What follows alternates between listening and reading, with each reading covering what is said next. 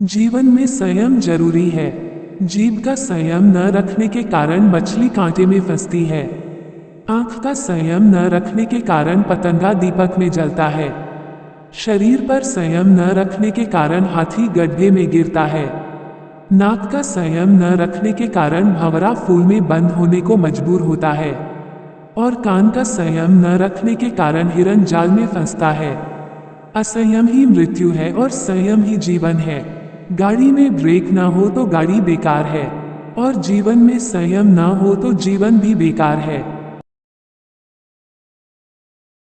बहनों, आजकल में तुम्हारी शादी होने वाली है, पर मेरी एक बात याद रखना, शादी भागकर नहीं, जागकर करना।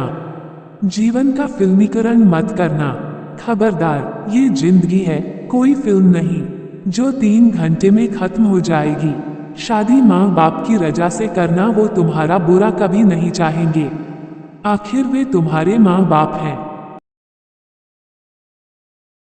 जीवन को बोझ नहीं, महोत्सव बनाओ। जैसे तैसे गाड़ी खींचने की आदत छोड़ो।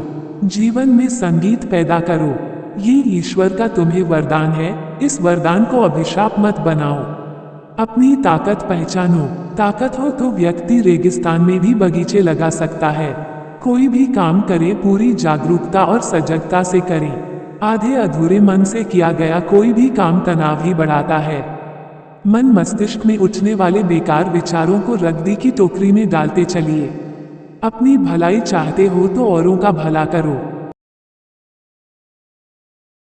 ए भाई, तू इतना अकड़ कर क्यों चलता है? आखिर तेरे पास है क्या कुछ रंग बिरंगे कागज? ना तो सुन, ये देह मिट्टी में मिल जाएगी और उस मिट्टी पर घास उगेगी जिसे गाय चर जाएगी। मिट्टी से कितना भागोगे? देर सवेर तो आखिर इसी में मिलना है। अरे तुम ऐसे चलो कि धरती को भी तुम्हारे पैर की ठोकर ना लगे, क्योंकि आखिरी बिस्तर तो तुम्हारा यही है। अहंकार कितने दिन टिकेगा? रावण और कंस का नहीं टिका तो तुम किस खेत की मूली हो? संत से एक जिज्ञासु ने कहा, प्रभु मुझे संन्यास चाहिए, कृपया संन्यास दो। संत ने कहा, अच्छी बात है, पहले एक काम करो, तुम कब्रिस्तान जाओ और कब्रों को जितनी गालियां दे सकते हो दे आओ। अगले दिन फिर वह संत के पास पहुंचा। संत ने पूछा, क्यों भाई, दे आए गालियां? जी हाँ, मैंने आपकी आज्ञा का पालन कर दिया, अब मुझे संन्यास दो। संत ने पूछा, पहले ये बताओ कि किसी कब्र ने क्या तेरी गाली का जवाब दिया? जिज्ञासु ने कहा, जी नहीं, सभी कब्र मौन रही। संत ने कहा, वत्स, तुम्हें कब्र ने उत्तर दे दिया। संत बनो तो मान अपमान से दूर रहना। शादी के समय 7 फेरे लेने की रस्म है। वर वधू 7 फेरे लेकर जीवन की गाड़ी को ठीक प्रकार से चलाने का संकल्प लेते हैं। मेरा मानना है कि 7 फेरों के अलावा एक और 8वां फेरा भी होना चाहिए। यह 8वां फेरा भ्रूण हत्या रोकने के लिए होना चाहिए।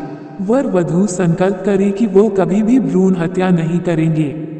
जब तक देश में कन्या का जन्म पुत्र जन्म की तरह स्वागत योग्य नहीं माना जाता, तब तक हमें मानना होगा कि भारतीय समाज पक्षपाती या पक्षपात से ग्रस्त है। संकल्प जीत है। संकल्प ही वह शक्ति है जो कल्प को कण और पल्य को पल बना देती है। संकल्पी के लिए कोई भी मंजिल हजारों किलोमीटर नहीं होती, बल्कि उसकी मंजिल उसके कदमों तले होती है। संकल्प ही सफलता का मूल मंत्र है। विकल्प तभी तक है जब तक संकल्प नहीं है। संकल्प कर लो, विकल्प अपने आप खत्म हो जाएंगे। फूल में महक है तो व्यक्तित्व में चमक है। संकल्प से व्यक्तित्व में चमक आती है। संकल्प मंजिल है। जो चलता है गिरता भी वही है। जो गिरने के डर से चलता ही नहीं है, वह चलना नहीं सीख पाता। गिरेगा वही जो छत पर बैठा है।